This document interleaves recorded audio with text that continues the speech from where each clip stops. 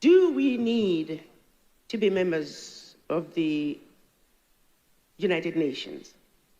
Do African nations need to be members of the United Nations? The answer is a resounding H to the no. Why is that? You must understand why United Nations was created. You must understand why IMF, World Bank, the Bretton Woods institutions were created. You must understand why the World Trade Organization was created. The United Nations, the Bretton Woods institutions, the WTO, they were institutions, among others, that were created after the European tribal wars that they call World War II. Europe, as usual, had destroyed itself, and they needed to rebuild, and they could not afford to rebuild themselves.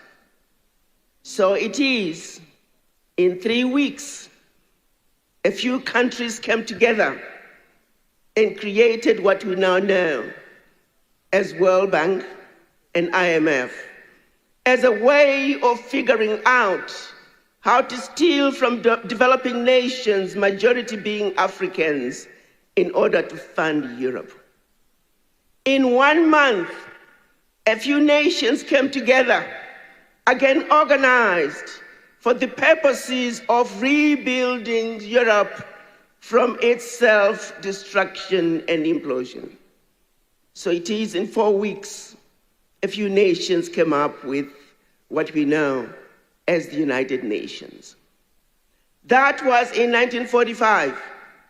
These institutions were never created for the benefit of the greater world. And yet, today, like fools, nations have been invited to become members of the United Nations. For what reason? African nations, an entity that was created to rebuild Europe, are asked to become members, and we are happy to be members of the United Nations.